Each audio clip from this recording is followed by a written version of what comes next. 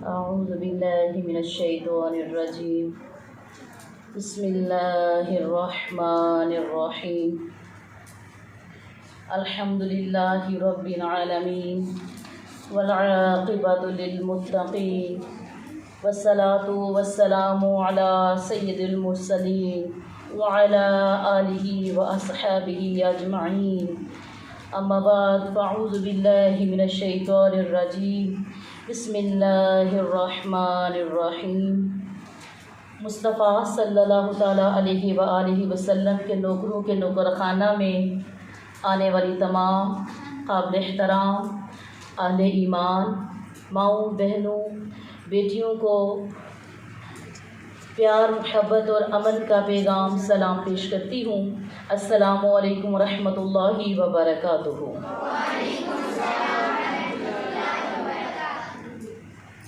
جیسا کہ آپ سب کو پتہ ہے کہ ماہ ذی الحج کی آمد ہے.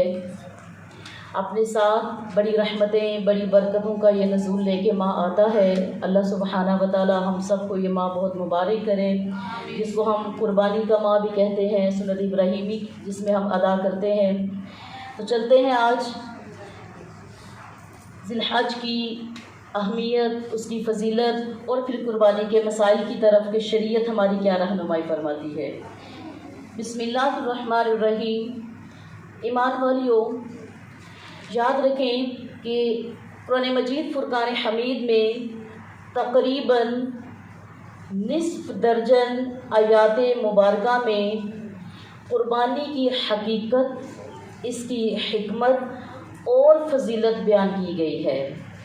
ایمان والیوں، جس قدر تاریخ قربانی پرانی ہے، جتنی تاریخ انسانی پرانی ہے، اتنی ہی پرانی تاریخ ہے قربانی کی جو تاریخ ہے. ایمان والیوں، اللہ سبحانہ و تعالیٰ نے قرآن مجید فرقان حمید پارہ عامہ میں فرمایا، بسم اللہ الرحمن الرحیم، والفجر وليال عشر. ترجمہ: قسم ہے مجھے فجر کی، یعنی کہ عید قرباں کی فجر اور اس کی 10 راتوں کی. آپ کو پتہ ہے کہ جب ماہ ذی الحج شروع ہوتا ہے تو اس میں ایک ہمیں عید الاضحیٰ کے حوالے سے خوشی کی گھڑی ملتی ہے، جس میں ہم سنت ابراہیمی کرتے ہیں. تو ایمان والیوں، عید قرباں جو ہے وہ انتہائی خوشی اور مسرت کا دن ہوتا ہے. عید قرباں کا جو دن ہے وہ بخشش اور مغفرت کا دن ہوتا ہے.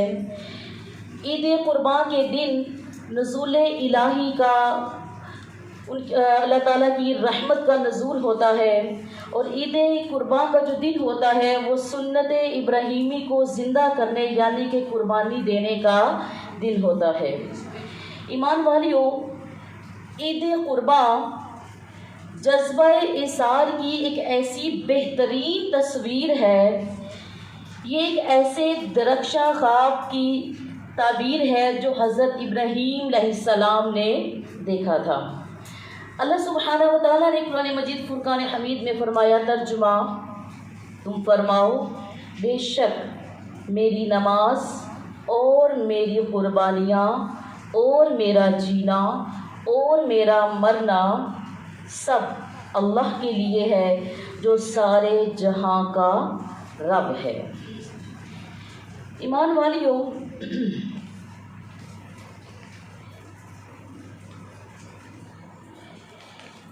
رمضان المبارک کتنی برکتوں کا مہینہ ہے. یہ تو اس کی برکتیں تو ہم سے چھپی نہیں ہیں. آپ کو پتہ ہے کہ ماہ ذی الحج بھی جو ہے اس کی بھی بڑی برکتیں ہیں، اس کی بھی بڑی فضیلتیں ہیں. تو ماہ رمضان کی برکتیں تو اپنی جگہ، لیکن تھوڑا سا ہم آج آپ کو بتائیں گے کہ ماہ رمضان المبارک اور ماہ ذی الحج کی جو مشترکہ خصوصیات ہیں وہ کیا ہیں. رمضان کا مہینہ کون سا مہینہ ہے؟ بابرکت رحمتوں والا مہینہ. اور ذی الحج کا مہینہ بھی حرمت اور برکت والا مہینہ. پچھلے لیکچر میں ہم نے بتایا نا کہ حرمت والے مہینوں میں ماہ ذی الحج کا بھی شمار ہوتا ہے. رمضان میں روزے فرض ہیں اور ماہ ذی الحج میں کیا فرض ہے؟ حج فرض ہے. رمضان میں قرآن پاک کا نزول ہوا اور ذی الحج میں قرآنی احکامات کی تکمیل ہوئی۔ رمضان کے آخر عشرے میں شب قدر ہوئی اور ذی الحج کے پہلے عشرے کی ہر رات شب قدر ہے۔ ماہ ذی الحج کا جو پہلا عشرہ ہے نا، اس کی ہر رات کیا ہے؟ شب قدر کی برکت رکھتی ہے۔ ایمان والیوں، رمضان میں جہنم سے چھٹکارے کی بشارت دی جاتی ہے، خوشخبری دی جاتی ہے، اور یوم عرفہ یعنی کہ 9 ذی الحج والے دن بے شمار لوگوں کی جہنم سے خلاصی ہو جاتی ہے۔ ماہ رمضان مبارک میں خصوصی رحمت کا نزول ہوتا ہے اور عشرہ ذی الحج میں رحمت و مغفرت کی برسات ہوتی ہے۔ رمضان مبارک میں کا تذکرہ قرآن میں ہے اور عشرہ ذی الحج کا بھی تذکرہ کس میں ہے؟ قرآن میں ہے۔ ایمان والیوں، رمضان میں صدقہ و فطر کے ذریعے فقراء و مساکین کی مدد کی جاتی ہے اور ذی الحج میں قربانی کے گوشت کے ذریعے مساکین کی، فقراء کی مدد کی جاتی ہے۔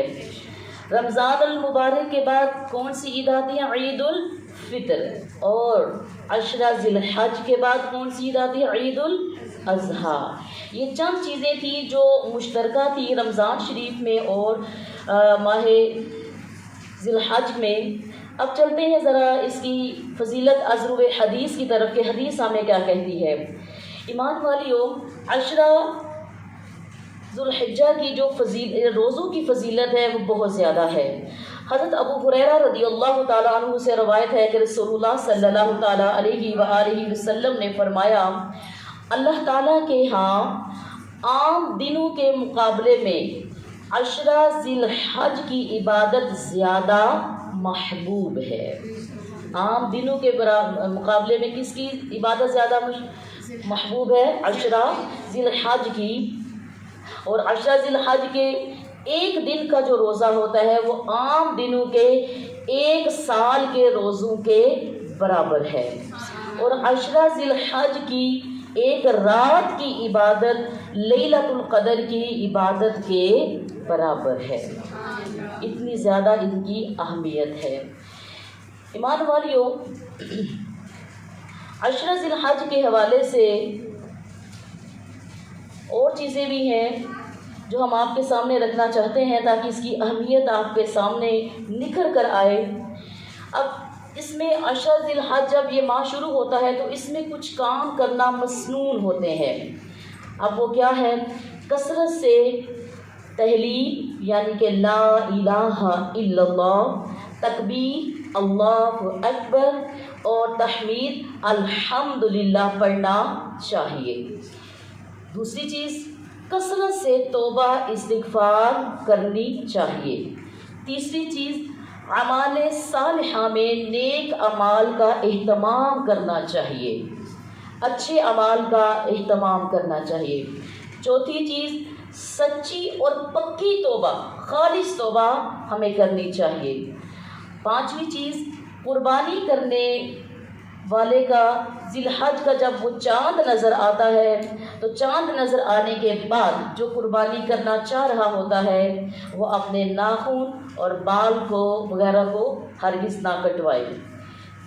چھٹی چیز، 10ویں ذی الحج کو ایمان والیوں کے علاوہ باقی جو ایام ہیں اس میں روزے رکھنے چاہیے۔ اگر آپ کی صحت آپ کو اجازت دے تو آپ 10ویں ذی الحج کو نہیں، 1 سے لے کر 9ویں ذی الحج تک روزہ رکھنا چاہیے۔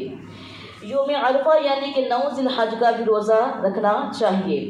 8ویں چیز، یوم عرفہ یعنی کہ 9 ذی الحج کے دن گڑ گڑا کر اللہ سبحانہ و تعالیٰ سے مناجات کرنے چاہیے، اپنے زندگی کو صراط مستقیم پر رہنے، اچھے اعمال میں صرف کرنے اور اپنے سابقہ چھوٹے بڑے ظاہر پوشیدہ جانے انجانے میں کیے ہوئے گناہوں کی معافی تلافی کرنی چاہیے۔ 8ویں چیز، عید الاضحیٰ یعنی کہ 10 ذی الحج کو قربانی کرنی چاہیے، اور پھر تکبیرات تشریق یعنی کہ اللہ اکبر، لا الہ الا اللہ واللہ اکبر وللہ الحمد کی کثرت کرنی چاہیے۔ ایمان والیوں، اب چلتے ہیں تھوڑا سا قربانی کی طرف میں کہ قربانی کا جو معاملہ ہے وہ کس طرح ہے۔ یاد رکھیں اللہ سبحانہ و تعالیٰ نے سورہ الحج میں فرمایا، ترجمہ بسم اللہ الرحمن الرحیم، اللہ تعالیٰ تک نہ ان کا گوشت پہنچتا ہے اور نہ خون، بلکہ اس تک تمہاری پرہیزگاری پہنچتی ہے۔ کیا پہنچتی ہے؟ تمہاری پرہیزگاری پہنچتی ہے۔ حضور نبی صلی اللہ تعالیٰ علیہ وآلہ وسلم کا فرمان عالی شان ہے کہ 10ویں ذی الحج کے دن بارگاہ الہی میں سب سے پسندیدہ جو عمل ہے وہ سخاوت قربانی کرنا ہے۔ کون سا عمل سب سے پسندیدہ ہے؟ سخاوت قربانی کرنا ہے۔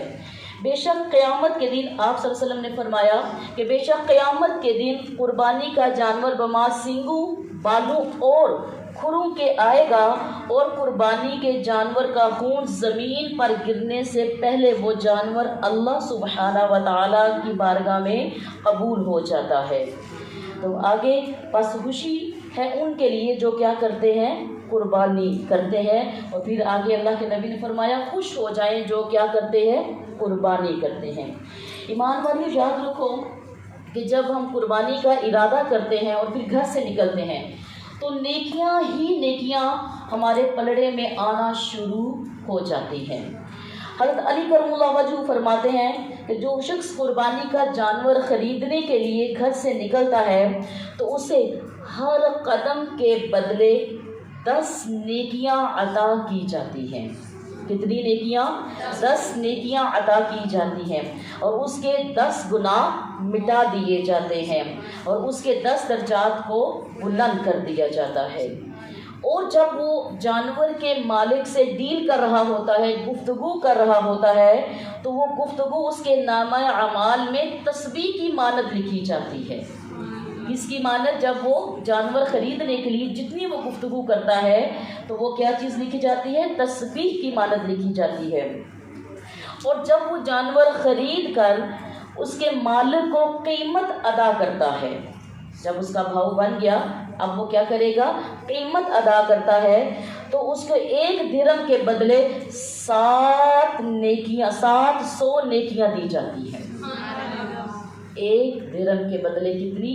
700 نیکیاں دی جاتی ہیں۔ اور آگے سنیے، جب اس جانور کو ذبح کرنے کے لیے زمین پر لٹایا جاتا ہے تو 7 زمینوں کی مخلوق اس کے لیے استغفار کرتی ہے۔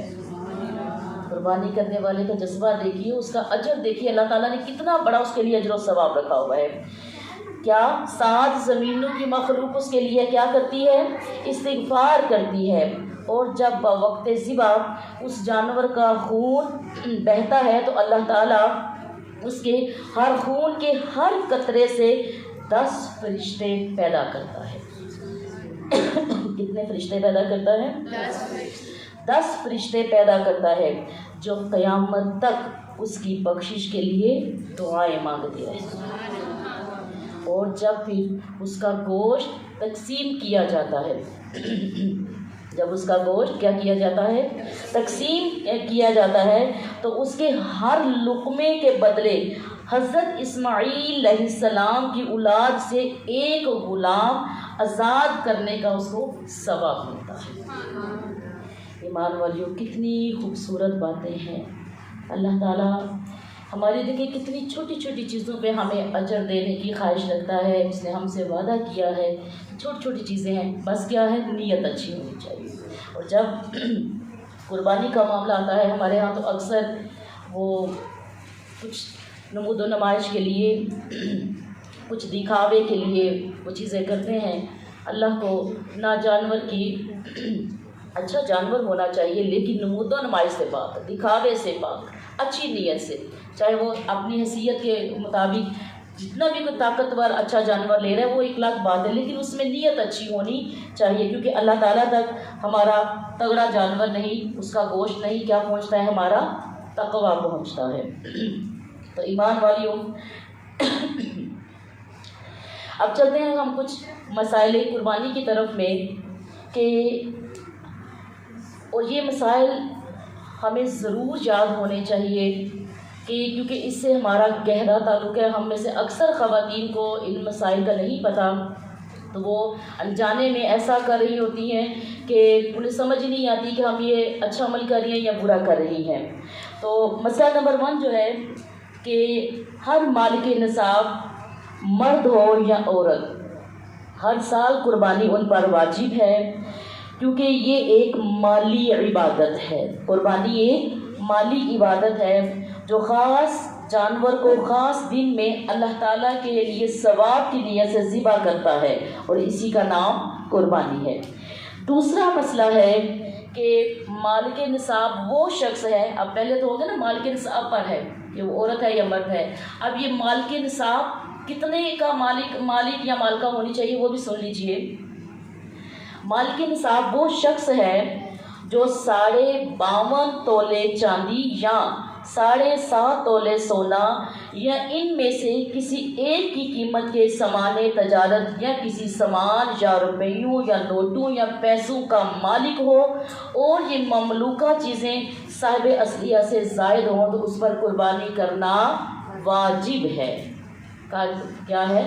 واجب ہے، سنت بھی نہیں، یہ فرض کے بعد کا درجہ ہے، کیا واجب ہے کہ وہ لازم کریں۔ ویسے تو الحمدللہ جو سنیت پہ چلتے ہیں ان کے لیے تو سنت ہی بڑی اہمیت رکھتی ہے۔ آگے مسئلہ نمبر 3 ہے کہ مالک نصاب پر ہر سال اپنی طرف سے قربانی کرنا واجب ہے۔ اگر دوسرے کی طرف سے قربانی کرنا چاہتا ہے تو اس کے لیے دوسری قربانی کا وہ انتظام کرے گا۔ پہلے اپنی قربانی، اگر وہ کسی اپنے فوت شدگان، اپنے والد، اپنے بھائی، اپنی بہن، اپنی ماں، اپنے والد کے لیے ایک کرنا چاہتے ہیں تو وہ ان کے لیے دوسرے قربانی کا انتظام کرے گا۔ مسئلہ نمبر 4، قربانی کا جو جانور ہے وہ موٹا، تازہ اور اچھا اور بے عیب ہونا چاہیے۔ کچھ لوگ یہاں پر بھی چلاکی جو ہے نا وہ کھیل جاتے ہیں کہ اپنے پاس جو جانور رکھے ہوتے ہیں اس میں اگر کوئی عیب شروع ہوتا ہے تو اس کو قربانی کے حوالے سے کر دیتے ہیں۔ تو شریعت مطہرہ نے کیا پابندی لگائی کہ اس میں عیب نہیں ہونا چاہیے، موٹا، تازہ، اچھا، بے عیب ہونا چاہیے۔ اگر تھوڑا سا بھی عیب ہوا تو قربانی مکروہ ہو گئی، قربانی مکروہ ہو گئی۔ اگر زیادہ عیب ہو تو پھر قربانی ہوگی ہی نہیں، پھر قربانی نہیں ہوگی۔ آگے مسئلہ نمبر 5 ہے کہ اندھا، لنگڑا، کانا، بے حد دبلا، تہائی سے زیادہ کان، دم، سنگ، تھن وغیرہ کٹا ہو، پیدائشی بے کان کا، بیمار ہو، ان سب جانوروں کی قربانی جائز نہیں ہے۔ مسئلہ نمبر 6، قربانی کے گوشت کو 3 حصوں میں تقسیم کیا جاتا ہے۔ یہ تو الحمدللہ تقریباً سب کو پتہ ہوگا کہ کتنے حصوں میں، 3 حصوں میں اس کو تقسیم کیا جاتا ہے۔ ایک حصہ صدقہ کر دیا جاتا ہے، دوسرا حصہ اپنے رشتہ دار احباب میں تقسیم کر دیا جاتا ہے، اور تیسرا حصہ اپنے لیے رکھ لیا جاتا ہے۔ اب اگر ہم تیسرے حصے کی بھی بات کریں تو ماشاءاللہ گوشت کتنا زیادہ ہو جاتا ہے، لیکن وہاں پر بھی ہمارے اکثر لوگ اتنا طمع کرتے ہیں اور اپنی فریج کو اس قدر اوور لوڈ کر کے رکھتے ہیں کہ تقسیم کی اکثر جو ہے وہ جو ان کے اندر ایک روش ہے وہ بھول جاتے ہیں کہ ہم یہ کریں وہ کریں۔ سارا سال جو کھاتے ہیں ان کو تو اس چیز کی فکر اور پرواہ نہیں ہوتی، لیکن کچھ لوگ ہوتے ہیں جو اس چیز کا طمع کرتے ہیں، جی ہماری فریج چاہے وہ اس میں اب خراب ہو جائے، لائٹ چلی جائے، جیسے ہمارے اکثر پاکستان میں لائٹس وغیرہ کا تو وہ بحران رہتا ہی ہے، تو اس صورت میں بہتر ہے کہ ضرورت کی چیز ضرور رکھیں، آپ جیسے بھی رکھنا چاہتے ہیں، لیکن ضرورت سے زائد چیز کو تقسیم کر دیا جائے۔ آگے ہے مسئلہ کہ قربانی کا گوشت کافر کو ہرگز نہ دیا جائے، کافر کو ہرگز نہ دیں کیونکہ یہاں کے کافر حربی ہیں۔ اگلا مسئلہ، چمڑا، جھول، رسی وغیرہ سب کو صدقہ کر دیں، سب کو صدقہ کر دیں۔ چمڑے کو خود آپ اپنے کام میں لا سکتے ہیں، کوئی مسلح یا چٹائی یا گھر کے کسی استعمال میں آپ چمڑے کو تو لا سکتے ہیں، بچھونا بنانا ہو وغیرہ دوسری چیزوں کو بھی ساتھ تقسیم کر دیں، صدقہ کر دیں۔ ایمان والی اگلا مسئلہ ہے کہ 9 ذوالحج کے فجر سے 13ویں کی عصر تک 5 وقت کی ہر نماز کے بعد ایک بار بلند آواز سے تکبیر کہنا ہے، اور یہ تکبیر کہنا واجب ہے، اور 3 بار کہنا افضل ہے۔ اب اسے کیا کہتے ہیں؟ تکبیر تشریق کہتے ہیں۔ اچھا، میں اس کی بھی آپ کو، اور وہ میں نے پہلے بھی آپ کو بتا دی کہ تکبیر تشریق کیا ہوتے ہیں۔ کیا؟ اللہ اکبر، اللہ اکبر، لا الہ الا اللہ، واللہ اکبر، اللہ اکبر، وللہ الحمد۔ اچھا، آج میں اس تکبیر کی بھی جو وجہ تسبیح ہے نا وہ آپ کو بتاتی ہوں۔ ایک روایت میں آتا ہے کہ حضرت جبرائیل علیہ السلام جب اس مینڈھے کو لے کر جنت سے چلے تو انہوں نے اللہ اکبر کہا۔ کیا کہا؟ اللہ اکبر کہا یا پڑھا۔ حضرت جبرائیل علیہ السلام کی صدا سن کر حضرت ابراہیم علیہ السلام نے لا الہ الا اللہ واللہ اکبر پڑھا۔ کیا پڑھا؟ لا الہ الا اللہ واللہ اکبر پڑھا۔ حضرت اسماعیل علیہ السلام نے جب آنکھ کھول کر دیکھا کہ فدیہ کے طور پر آئے ہوئے مینڈھے کو دیکھا تو آپ نے کیا فرمایا؟ اللہ اکبر وللہ الحمد۔ تو اللہ تعالیٰ کو یہ کلمات اتنے پسند آئے کہ آپ نے ایام تشریق میں ہر فرض نماز کے بعد ان کلمات کو پڑھنا واجب قرار دیا۔ یہ جو ہم پڑھتے ہیں نا تکبیرات، یہ آج اس کی وجہ تسمیہ بھی آپ کو معلوم ہو گئی۔ تو ایمان والیوں، اب چلتے ہیں تھوڑا سا جانوروں کی عمر کے حوالے سے کہ قربانی کرنے کے لیے جو جانور کی عمر ہے وہ کیسی ہونی چاہیے۔ اگر آپ اونٹ خریدتے ہیں تو اونٹ کی عمر 5 سال ہونی چاہیے۔ اگر آپ گائے کی قربانی کرنا چاہتے ہیں تو اس کا وہ 2 سال کی گائے ہونی چاہیے۔ اگر آپ بکری کی کرنا چاہتے ہیں تو بکری 1 سال کی، اور اس سے کم عمر ہو تو قربانی جائز نہیں ہے۔ زیادہ عمر کی ہو تو یہ زیادہ افضل ہے۔ ہاں، اگر دمبا یا بھیڑ کا بچہ 6 ماہ کا ہو مگر دکھنے میں وہ اتنا طاقتور ہو، اتنا بڑا ہو کہ وہ سال بھر کا نظر آتا ہو تو اس کی قربانی کرنا جائز ہے۔ یہ ایمان والیوں کچھ مسائل تھے جو میں نے آپ کے سامنے رکھے قربانی کے حوالے سے۔ یاد رکھیے ایمان والیوں، اصل قربانی کیا ہے؟ اصل قربانی کیا ہے؟ اصل قربانی ہے ایمان والیوں اپنے نفس کی قربانی۔ ہم نے اصل قربانی تو باپ بیٹے کی گفتگو جو ہو رہی تھی وہ تھی۔ حضرت ابراہیم اور حضرت اسماعیل علیہ السلام کی جو گفتگو تھی وہ کیا تھی؟ اصل قربانی تھی کہ کس طرح اللہ کی رضا میں راضی رہنا، اللہ کے حکم کو ماننا، اللہ کے معاملات کو سرخم تسلیم قبول کر لینا۔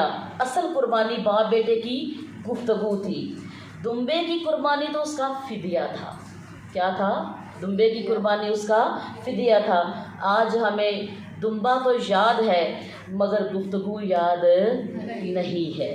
بات صرف اتنی ہے کہ اس ماہ ذوالحج کے عشرہ، یہ جو پہلا عشرہ ہے، اس میں ہمیں زیادہ سے زیادہ نیکیاں کرنا ہے، کیونکہ ہم جو بھی نیکی کریں گے، قرآن پاک پڑھیں گے، نماز پڑھیں گے، ذکر و دعا کریں گے، روزہ رکھیں گے، صدقہ خیرات کریں گے، خدمت خلق کریں گے، اور جتنے بھی نیکی کے کام ہے ان کی جزا اللہ تعالی ہمیں بہت شاندار طریقے سے عطا فرمائے گا۔ تو ایمان والیوں، بس ایسی ہی بات ہے، تلاوت قرآن پاک اب یہ آپ کو پتہ ہے نا کہ اب یہ ماہ شروع ہونے والا ہے، تو ہم نے پہلے سے تیاری کرنی ہے۔ تلاوت قرآن پاک جتنی کرتی ہو اس سے اور زیادہ بڑھا دو، کثرت درود شریف کرو، کثرت استغفار کرو، نیکیاں کرتی تھی اور زیادہ کرو، کیونکہ ان 10 دن میں کی ہوئی نیکیوں کا اجر بہت زیادہ ہے۔ صدقہ و خیرات کرو، امر بالمعروف اور نہی عن المنکر، کہ آپ اچھائی کے کاموں میں دعوت دیجئے، برائی کے کاموں سے خود بھی رکیے، دوسروں کو بھی روکیے، ذکر و دعا کا گھروں میں اہتمام کیجیے، اپنے بچوں کی تربیت کیجیے، ذکر و دعا کریں، اور پھر ایام تشریق میں تکبیرات کا زیادہ سے زیادہ کثرت کیجیے۔ اور پھر یاد رکھیے ایمان والیوں، قربانی کیا؟ قربانی اصل تھی बाप और बेटे की गुफ्तगू, उसके ऊपर ज़ोर कीजिए। देखिए हम सुन्नत इब्राहीमी तो कर रहे हैं, अल्लाह ताला कबूल फरमाए जो अच्छी नीयत से करते हैं, लेकिन असल गुफ्तगू क्या थी? अल्लाह की रज़ा में राज़ी रहना, हर हाल में उसका शुक्र अदा करना, अल्लाह के अहकामात जो अल्लाह ताला ने ख्वाब के ज़रिए हज़रत इब्राहीम को दिखाए और इस्माईल की तकमील देखे कि उफ तक नहीं कर रहे शरीयत अल्लाह के हुक्म के आगे। तो अल्लाह ताला हमें भी अपने बच्चों की ऐसी तरबियत तब करने की तौफीक देगा जब हमारा अल्लाह से रिश्ता मजबूत होगा, क्योंकि याद रखें अल्लाह सुब्हाना व तआला आज़माता है, हर किसी को नहीं, अपनों को आज़माता है। उसके आज़माने के भी कोई स्टैंडर्ड हैं, कोई मयार है, वो हर किसी को नहीं आज़माता। किसको आज़माता है? जो उसको भला लगता है, जो उसको चंगा लगता है, जो उसको अच्छा लगता है, वो उसको आज़माता है। तो ईमान वालियों, जो भी आज़माइश आए हमें अल्लाह के हजूर शुक्र के कलमात अदा करने हैं, सवाल नहीं करना। हमने सवाल, जब हज़रत इब्राहीम अलैहिस्सलाम को ख्वाब दिखाया गया तो आपने सवाल नहीं, आप तकमील की तरफ गए। जब बेटे को बताया तो बेटे ने सवाल नहीं कहा, बाबा तकमील कीजिए, जो अल्लाह ने आपको दिखाया आप उसको पूरा फरमाइए, पूरा कीजिए। तो मैं सदके जाऊँ ईमान वालियों, अगर हमारे अंदर भी वो चीज़ें हों, हज़रत इब्राहीम अलैहिस्सलाम जैसा तवक्कुल हो, तो बेटे इस्माईल बन जाते हैं। तो ईमान वालियों, वैसे तो कुर्बानी क्या है, मैं रसूलुल्लाह सल्लल्लाहु अलैहि वसल्लम की एक हदीस भी आपके सामने रखना चाहती हूँ कि हज़रत ज़ैद बिन अरक़म रज़ियल्लाहु तआला अन्हु ने बयान फरमाया कि सहाबा इकराम ने दरियाफ़्त किया, या रसूलुल्लाह सल्लल्लाहु अलैहि वसल्लम, ये कुर्बानी क्या है, यानी कुर्बानी की हैसियत क्या है? तो आप सल्लल्लाहु अलैहि वसल्लम ने फरमाया, तुम्हारे बाप इब्राहीम अलैहिस्सलाम की ये सुन्नत है। ये किनकी सुन्नत है? तुम्हारे बाप इब्राहीम अलैहिस्सलाम की ये सुन्नत है। सहाबा इकराम ने अर्ज़ की, क्या हमें इस कुर्बानी करने से हमें क्या मिलेगा, यानी जब हम ये सुन्नत अदा करेंगे तो हमें इसका बदल क्या मिलेगा? तो फरमाया आप सल्लल्लाहु अलैहि वसल्लम ने, हर बाल के बदले में एक नेकी। क्या? हर बाल के बदले में एक नेकी। क्या हम अपने जानवर के बाल गिन सकते हैं? बोलो, शुमार हम सोच भी नहीं सकते। तो अल्लाह सुब्हाना व तआला हर बाल के बदले जो कुर्बानी करेगा उसको क्या? एक नेकी अता फरमाएगा। सहाबा ने फिर अर्ज़ किया, या रसूलुल्लाह सल्लल्लाहु अलैहि वसल्लम, और उनके बदले हमें क्या मिलेगा?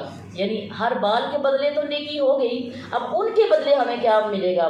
तो फरमाया ऊन के, हाँ अब फरमाया, पहले तो बाल, अब ऊन की बात कर दी ना उन्होंने, फरमाया ऊन के हर बाल के बदले में तुम्हें क्या मिलेगी? एक नेकी मिलेगी।